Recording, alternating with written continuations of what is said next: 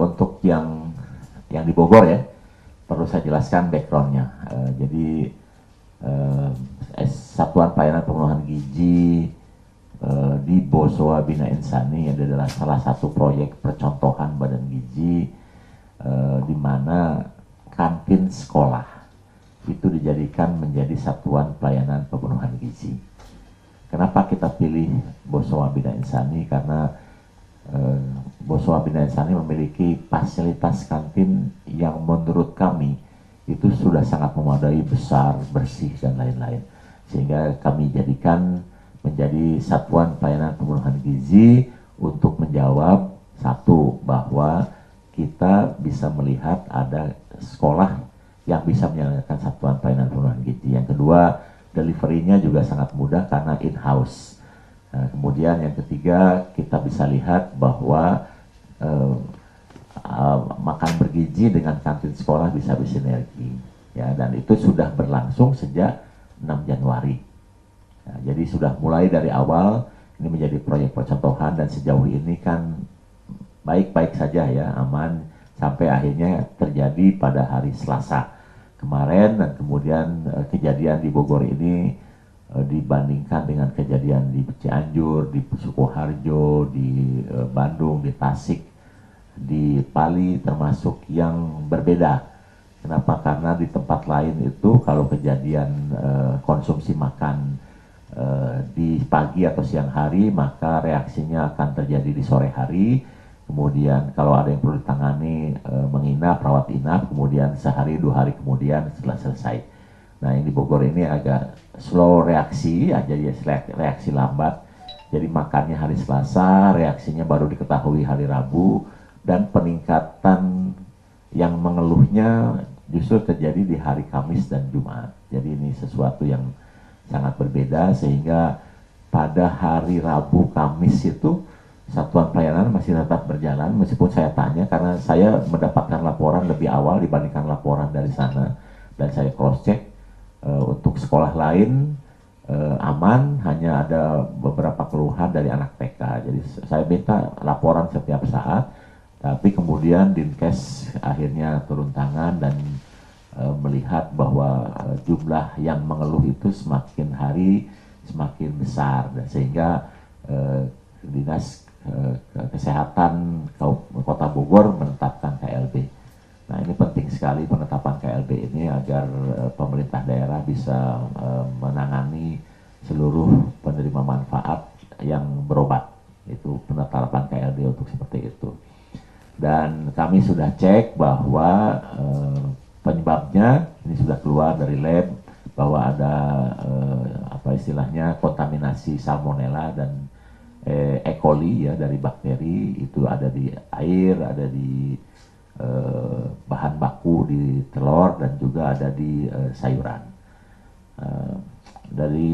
Dari laporan sih saya bertanya juga dengan korbannya bahwa tidak ada hal yang mencurigakan terkait dengan itu, karena waktu makan pun bisa dengan lahap mengkonsumsi tersebut. Jadi ini peringatan buat artinya sesuatu yang harus kita perbaiki, dan saya prihatin dengan kejadian ini karena Badan Gizi kan sedang menargetkan untuk 0 kejadian ya, tapi ini kejadian, dan juga sedang ada wacana untuk agar sekolah lebih diaktifkan di dalam penyelenggaraan program makan bergizi.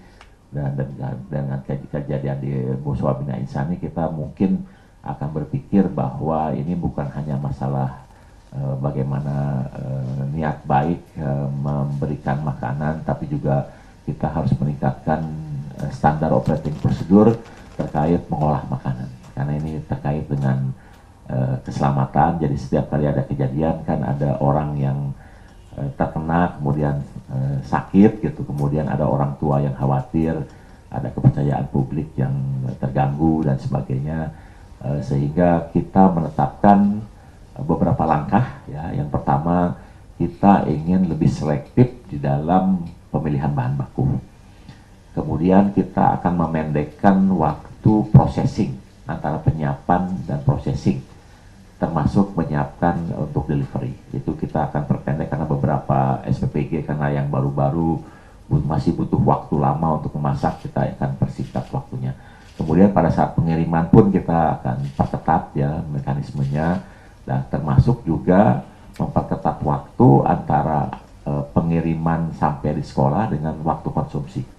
Karena ada kejadian deliverynya tepat waktu, tapi karena ada kegiatan di sekolah, makannya agak terlambat sehingga makanan itu terlalu lama disimpan. Nah, sekarang kita perketat. Kemudian mungkin juga kita kan selama ini ada anak yang ingin bawa pulang ke rumah gitu ya. Nah, ini mungkin kita sudah akan harus perketat supaya tidak terjadi, karena masakan ini kan ada batas waktunya untuk dikonsumsi.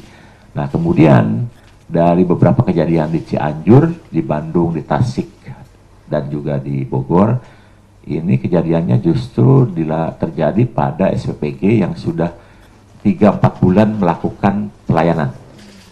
Jadi mungkin karena aman setiap hari, sudah merasa terbiasa, sehingga kami melihat butuh penyegaran, ya butuh penyegaran, sehingga setiap 2-3 bulan kita akan lakukan training ulang untuk para penjamah makanan supaya kewaspadaan terus ditingkatkan, standar kualitas tetap dijaga supaya rutinitas itu tidak membiuskan mereka, kelancaran yang selama ini juga tidak membuat mereka terlena bobokan, sehingga mereka selalu meningkatkan kualitas pelayanan dan tetap menjaga kualitasnya. Nah, terkait dengan tadi ada pertanyaan apakah ada aspek-aspek di mana kualitas makanan diirit segala macam, itu tidak ada. Kenapa? Karena dengan ketetapan etkos itu tidak ada gunanya seperti itu ya. Jadi kenapa kami menetapkan etkos untuk bahan baku dan operasional? Karena yang kami jaga adalah kualitas makanan.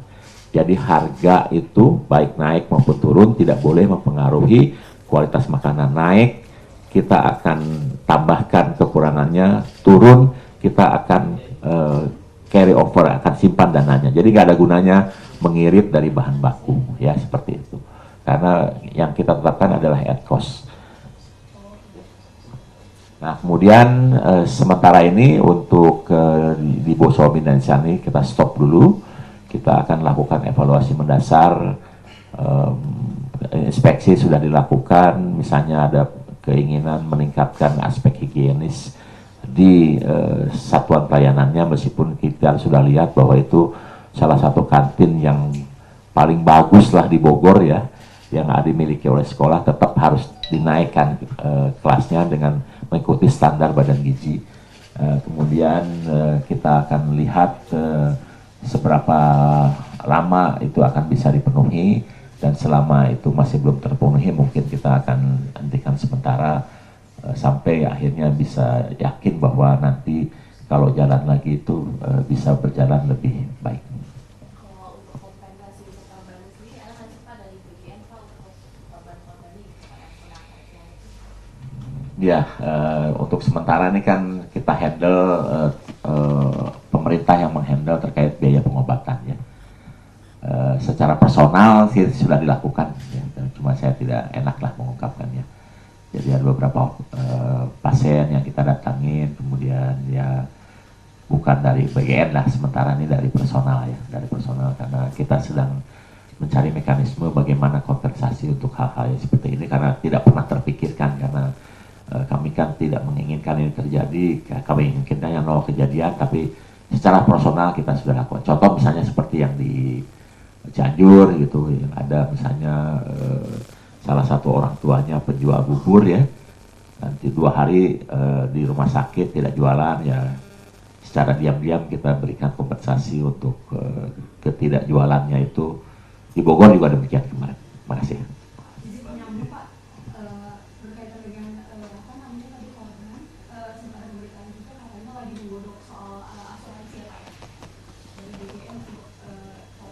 Ya gini, kalau asuransi kita sudah bekerjasama untuk para pekerja atau relawan yang terlibat dalam program makan bergizi dengan BPJS TK ya. Jadi seluruh pekerja ini kita berusaha untuk lindungi agar mereka merasa aman dan nyaman bekerja di satuan pelayanan pengembangan gizi. terkait dengan asuransi untuk penerima manfaat ini masih dalam wacana ya. Karena produknya pun belum ada di Indonesia. Jadi kami sudah koordinasi dengan OJK bahwa produk menyeluruh terkait dengan penerima manfaat ini belum ada produknya, karena ada 2 asosiasi yang mungkin akan terlibat dalam hal seperti ini, yaitu Asosiasi Asuransi Umum dan Asosiasi Asuransi Jiwa. Kita belum secara detail bagaimana mekanismenya, kemudian berapa besar premi yang harus dikeluarkan, jadi belum sampai ke arah situ. Dan terus terang kita kan belum secara intensif juga berbicara terkait dengan ini dengan Pak Presiden ya. Jadi nanti apakah diizinkan atau tidak, atau ada mekanisme lain, ini baru kita sedang melihat. Ada usulan dari Komisioner OJK untuk melihat peran asuransi di dalam program makan bergizi. Jadi baru tahap itu.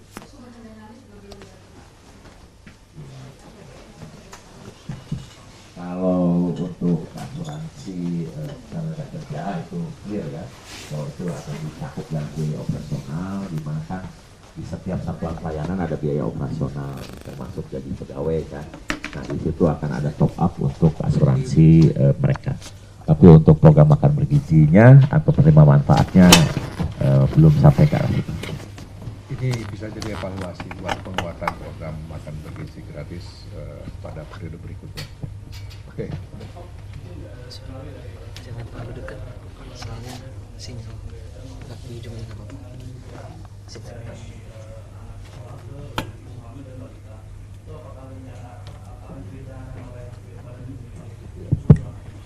Bukan usulkan, beliau melihat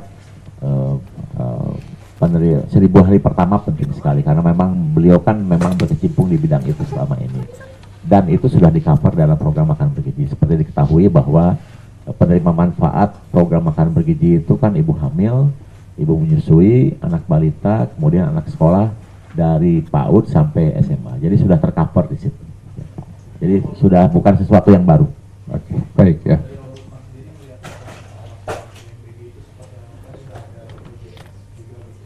Ya, kan BPJS belum tentu semuanya terdaftar di BPJS, tetapi begini, bahwa itu merupakan konsekuensi yang harus dipikirkan oleh MBG. Ketika memang nanti ke depannya ada ekses seperti itu, ya pemerintah harus bertanggung jawab. Nah, cuma mekanismenya seperti apa, kan ini proses investigasinya juga masih berlangsung ya. Nah, tetapi yang jelas Ombudsman akan memberikan saran-saran dan memantau isu ini, dan nanti akan memberikan saran terkait persoalan ini, solusi ke depan harus apa. Tetapi intinya ya pemerintah harus bertanggung jawab karena ini program pemerintah. Nah, yang sakit ya harus tangani dulu dong. Ya, jangan dulu saya bawa orang sakit, diributin siapa yang bayar, tangani dulu. Apalagi ini anak-anak siswa kita gitu kan. Ini program pemerintah, saya yakin pemerintah juga tidak akan tinggal diam dalam mengatasi persoalan ini. Ya, oke, baik, cukup ya Bapak Ibu semuanya. Terima kasih dan nantikan update pengawasan Ombudsman setelah kami nanti melakukan uji petik di 34 provinsi. Mudah-mudahan bisa secepatnya. Terima kasih. Wassalamualaikum warahmatullahi wabarakatuh. Waalaikumsalam.